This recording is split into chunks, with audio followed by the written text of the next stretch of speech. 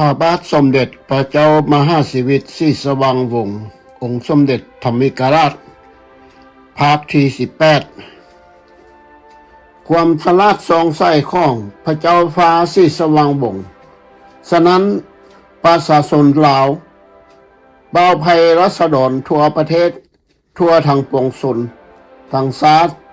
จึงระลึกถึงคุณงามความดีของพระองค์ตลอดไปปัจจุบันในสภาพการใหม่ที่กำลังประเสริฐหน้ากับบ้านเกิดเมืองนอนของเราพระบาทสมเด็จเจ้าฟ้าศรีสว่างวงศ์ก็จะต้องปฏิบัติอย่างมีสีมือและกล้าหาญเหมือนดังที่บรรพบุรุษของพระองค์ก่อนในระยะ2,000 ปีเมื่อกษัตริย์ได้พระองค์ได้ปฏิบัติหน้าที่ของตนเพื่อประชาชนทั้งหมดโดยเฉพาะแม้นในสมัยที่บ้านเกิดเมืองนอนอยู่ในความวุ่นวายอาณาจักรที่ฮักแพงของพวกเขาได้อยู่ในท่ามกลางสงครามและการหุกหานจากภายนอกเป็นเวลาหลายกว่า20 ปีในช่วงเวลานั้นพวกเขาได้พยายามต้านกับภัยอันตรายหลายพันคนในขณะที่เลือดเหลาไล่ลงมาอย่างต่อเนื่องและบางเทื่อก็เป็นคนลาวฆ่าเหล่าประเทศชาติของพวกเขาได้ประสบกับบางเหตุการณ์ที่โศกเศร้าและหายแห้งที่สุดในประวัติศาสตร์ของชาติลาวแนวใดก็ดี ระบอบเสรีประชาธิปไตยมีหลายกว่าสิ่งอื่นใดได้ปฏิบัติตามทิศทางเพื่อรับประกันว่าอาณาจักรลาวจะมีความสามัคคีเป็นองค์การของชาติฉะนั้นรัฐบาลของลาวจึงได้ซอกหาทุกวิธีทางบางเทื่อทางเพื่อค้นหาวิธีอันใดอันมีคุณงามความดีและยุติธรรมเพื่อแก้ไขปัญหาการเมืองของเราโดยบ่มีการกดดันหรือข่มขู่จากภายนอกพวกเขาได้รับความเดือดร้อนจากการหุกหานจากภายนอกในประวัติศาสตร์ของประเทศชาติฉะนั้นพวกเขาต้องมีความระมัดระวังในอนาคตเพื่อรับประกันว่าเหตุการณ์ในอดีตจะบ่เกิดขึ้นอีกอาณาจักรของพวกเขาต้องต่อสู้เพื่อความซื่อสัตย์ความเป็นธรรมความเป็นเอกราชสิทธิและเสรีภาพประชาธิปไตยของพวกเขาพระบาทสมเด็จพระเจ้ามหาสิริข้อกราบโดยพระเดชพระคุณเป็นอย่างสูงพวกข้าพระบาทเราสนิกก่อนต่างๆก็เชื่อในพระรมลิขิตและเทพพระอัครข้าหลักเมืองดวงชะตาเมืองและในแนวทางที่การนำพาที่บรรพบุรุษผู้เป็นพ่อของประเทศชาติได้สร้างขึ้นมาเพื่อความอยู่รอดของประเทศชาติบ้านเกิดเมืองนอนและประชาราษฎรลาวทุกทั่วหน้านั่นก็คือประชาชนลาวทั่วปวงชนขออวยพรใส่อันประเสริฐมายังพระบาทสมเด็จพระเจ้าฟ้าศรีสว่างวงศ์ที่ทรงสถิตอยู่ในเวทีแห่งนี้จงมีพระนามัยสมบูรณ์สืบต่อเบิ่งแยงและปกปักรักษาทั่วปวงชนทั้งชาติให้มีความสงบและความสามัคคีปองดองชาติในราชอาณาจักรลาวตลอดไปจากนั้นพระบาทสมเด็จพระเจ้าฟ้าศรีสว่างวัฒนาและองค์มงกุฎราชกุมารเจ้าฟ้าใสวงศ์สว่างก็ได้เสด็จกลับคืนสู่พระราชวังนครหลวงเวียงจันทร์พร้อมด้วยแขกเชิญตามฮีตของประเพณีพระบาทสมเด็จเจ้าฟ้าศรีสว่างวงศ์ธรรมิกราชองค์กษัตริย์ราชวงศ์เหล่าล้านช้างห่มข้าวเอกภาพสำหรับด้านคุณงามความดีของพระองค์มีต่อประเทศชาติบ้านเมือง ให้ลดพ้นภัยอันตรายจากอารักขามาเป็นเอกราชในเครือสหพันธ์ฝรั่งเศสและเอกราชอันสมบูรณ์ของพระราชยกยกิจในรัชกาลของพระองค์จึงได้รับเลี่ยนตราคำสอบจากเหตุการณ์ต่างๆดังต่อลงไปนี้ปี 1905 เครื่องราชอิสยาภรณ์เกเรนแห่งราชอาณาจักรกัมพูชาในปีเดียวกันนั้น 1905 เครื่องราชอิสยาภรณ์ทำมังกรชั้นหนึ่งแห่งกรุงอานามปี 1927 เครื่องราชอิสยาภรณ์ทางทหารจากผู้บัญชาการทหารในปี 1935 เครื่องราชอิสยาภรณ์นายทหารชั้นผู้ใหญ่แห่งเบนินของฝรั่งเศสและในปี 1949 เครื่องราชอิสยาภรณ์มงกุฎแห่งประเทศเบนซิกในปี 1949 เครื่องราชอิสยาภรณ์ศิลปะและจดหมายของเจ้าหน้าที่ฝรั่งเศสและในปี 1949 ตอนนั้นมา Grand Cruise the Great West Part of France และ 1955 อัศวินเครื่องอิสยาภรณ์แห่งราชวงศ์จักรีแห่งราชอาณาจักรไทยและกองประชุมร่วมสภาแห่งชาติเวียดนามพระองค์จัดเตรียมให้ยืนยันว่าพลเมืองลาวทุกคนสามารถเข้าร่วมอย่างเสรีในฐานะผู้มีสิทธิเลือกตั้งหรือผู้สมัครรับเลือกตั้งในการเลือกตั้งทั่วไปโดยการลงคะแนนลับนอกจากนี้ประกาศว่าจะประกาศใช้มาตราการเพื่อจัดให้มีผู้แทนพิเศษในการปกครองที่แข่งพงศลี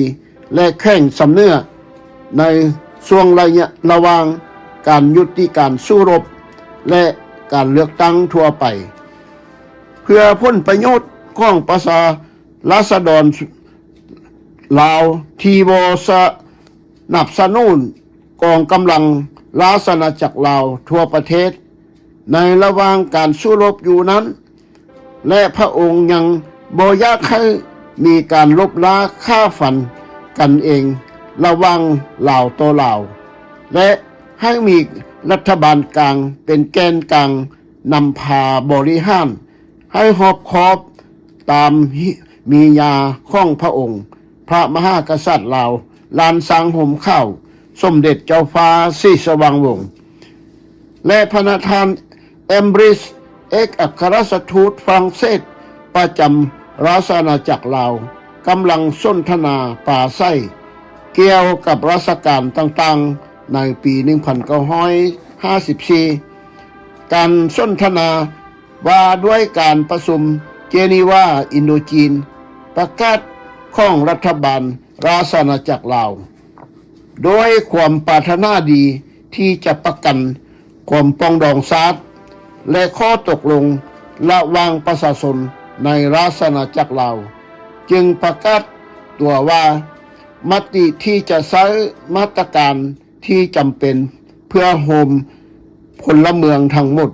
เข้ากันเป็นชุมชนแห่งชาติโดยปราศจากการเลือกปฏิบัติและรับประกันว่าพวกเขาจะได้รับสิทธิและเสรีภาพที่รัฐบาลรัฐธรรมนูญกำหนดของราชอาณาจักรลาวในปี 1954 รัฐบาลราชอาณาจักรลาวได้เข้าร่วมประชุมเจนีวาข้อตกลงอินโดจีนว่าด้วยการยุติการสู้รบในลาวในระหว่างที่รัฐบาลลาวของพระบาทสมเด็จเจ้าฟ้าศรีสว่างวงศ์พระมหากษัตริย์ของลาวได้เข้ามามีส่วนในการแก้ไขปัญหาที่ข้อผิดเที่ยงระหว่างกลุ่มการเมืองและปัญหาของชาติดังกล่าวนี้วันที่20 ก กรกฎาคม1954ต้นฉบับเป็นภาษาฝรั่งเศสว่าบทที่1การยุดและการอพยพกองกำลังติดอาวุธของต่างชาติและเจ้าหน้าที่ของทหารต่างชาติมาตรามาตรา1ขอโทษผู้บัญชาการกองกำลังติดอาวุธของฝ่ายต่างๆอยู่ในลาวจะต้องสั่งและบังคับใช้การยุติการสู้รบทั้งหมดอยู่ในลาวโดยกองกำลังติดอาวุธทั้งหมดที่จะอยู่ภายใต้การควบคุมของพวกเขารวมทั้งหน่วยและบุคลากรทั้งหมดของกองกำลังภาคพื้นดินกองทัพเรือและอากาศมาตรา2ตามหลักการของการยุดยิงพร้อมกันทั่วอินโดจีนการยุติการสู้รบจะต้องเกิดขึ้นพร้อมกันทั่วดินแดนของเราในทุกพื้นที่การสู้รบและสำหรับกองกำลังทั้งหมดของทั้งสองฝ่ายที่เกี่ยวข้องเพื่อป้องกันความผิดพลาดหรือความเข้าใจผิดและการเคลื่อนไหวของกองกำลังทั้งหมดของทั้งสองฝ่ายเพื่อป้องกันความผิดพลาดหรือความเข้าใจผิดและการเคลื่อนไหวของกองกำลังฝ่ายตรงกันข้ามเป็นจริงพร้อมกันก็เมื่อคำนึงถึงเวลาที่จำเป็นอย่างมีประสิทธิภาพในการส่งคำสั่งหยุดยิงไปยังสลับระดับขั้นต่ำสุดของกองกำลังรบของสองฝ่ายทั้งสองฝ่ายเห็นพร้อมต้องกันว่าการหยุดยิงที่สมบูรณ์และพร้อมกันทั่วประเทศของเราจะกลายเป็นมีผลศักดิ์สิทธิ์ใช้เวลา48ชั่วโมงตามเวลาท้องถิ่นมีการตกลงให้เวลาที่เซ็นกันแล้วขอคณะกรรมาธิการร่วมลาวจะจัดทำตารางเวลาสำหรับปฏิบัติการอื่นๆเพื่อเป็นพ้นมาจากการยุติการสู้รบการหยุดยิงจะมีพ้นศักดิ์สิทธิ์ใช้15 วันหลังจากข้อตกลงปัจจุบันมีพ้นใช้บังคับมาตรา3การดำเนินงานและการเคลื่อนไหวทั้งหมดที่เกี่ยวข้องกับการยุติการสู้รบและการบรรจุจัดกุมมาและจะต้องดำเนินการอย่างปลอดภัยและเป็นระเบียบเรียบร้อย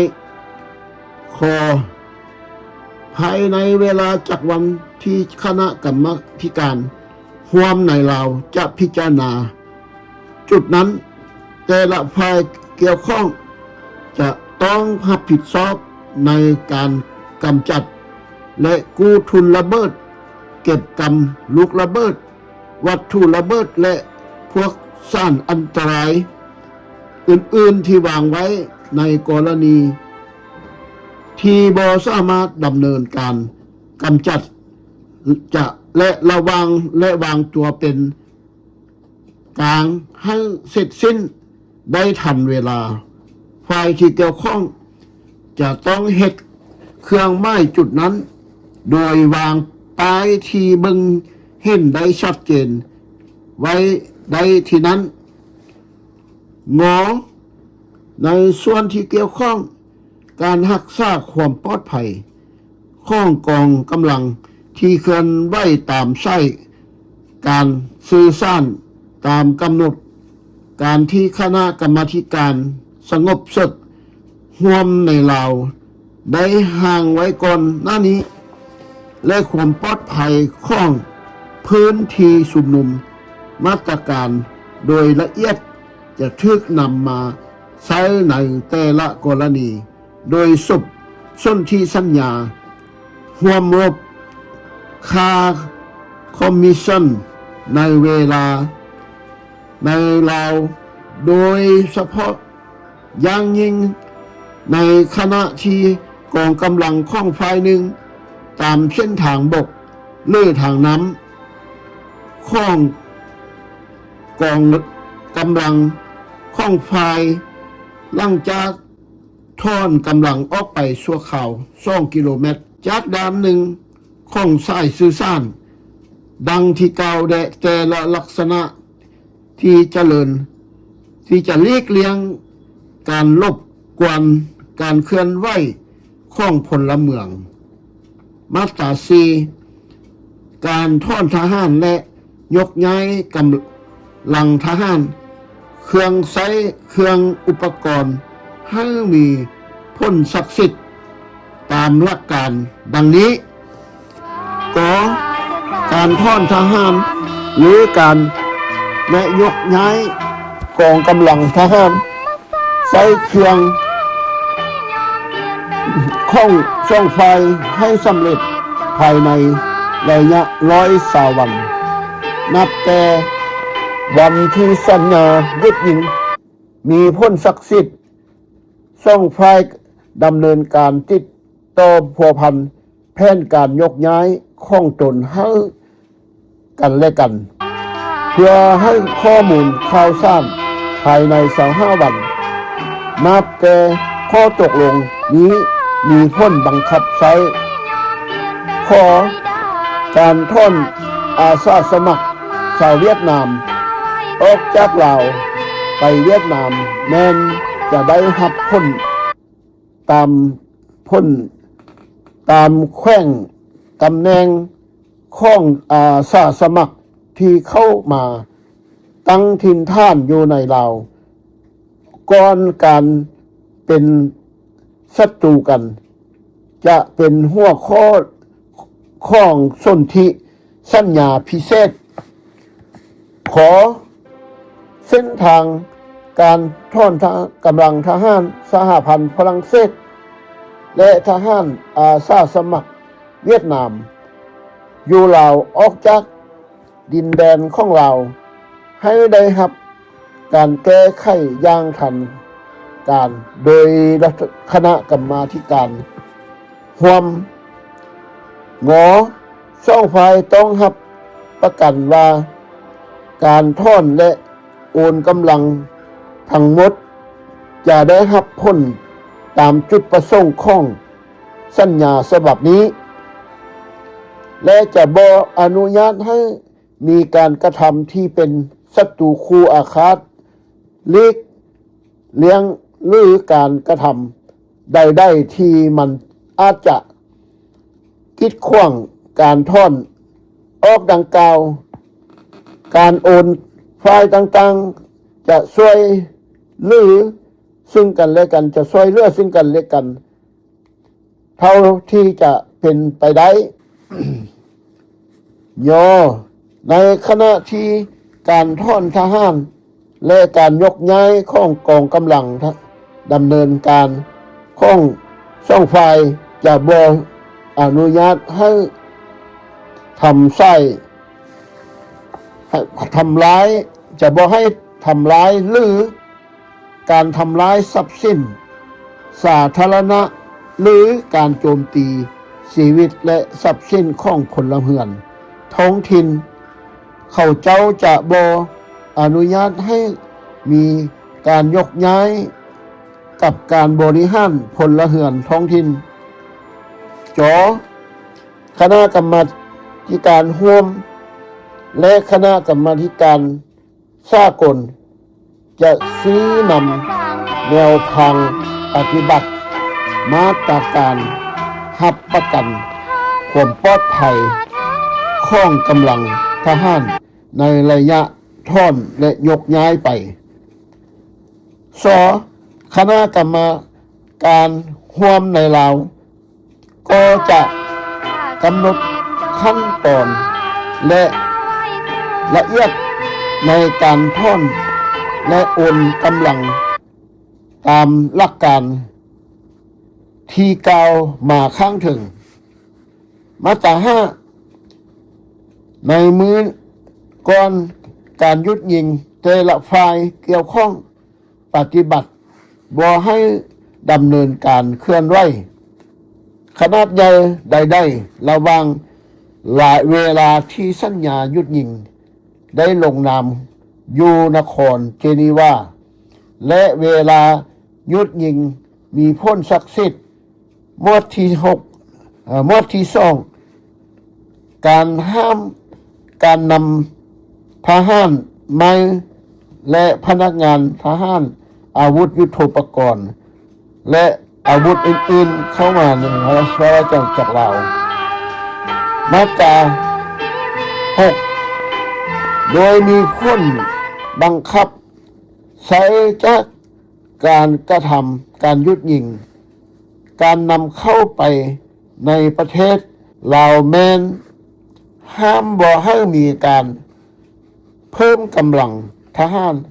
หรือทหารจากนอกดินแดนของลาว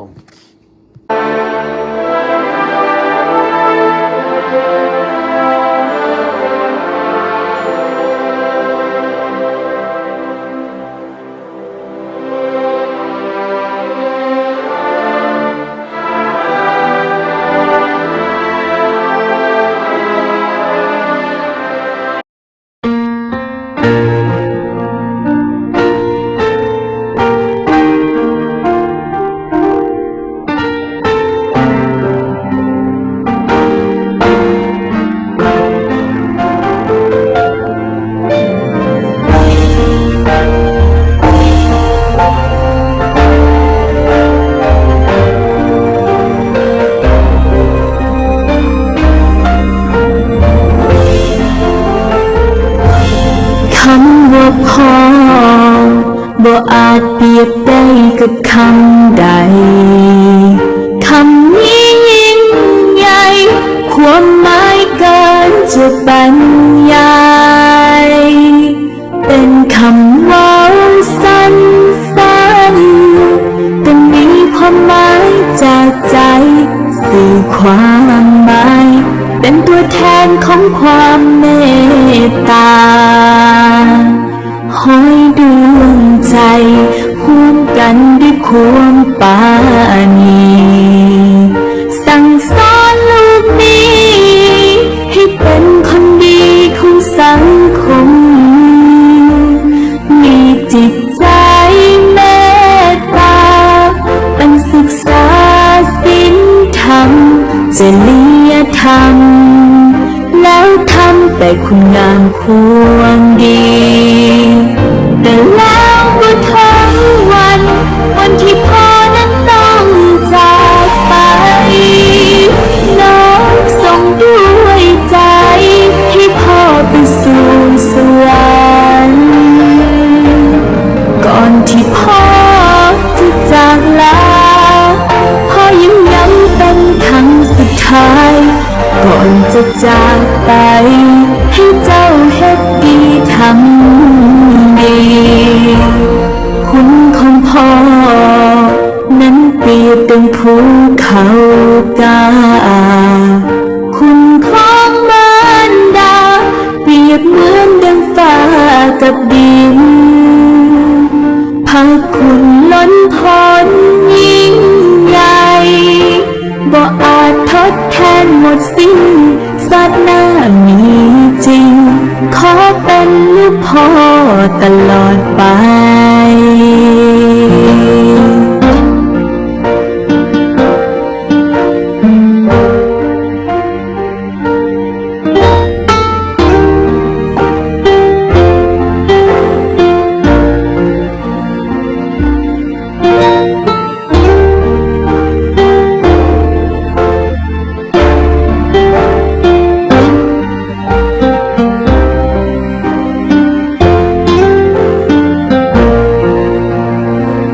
ข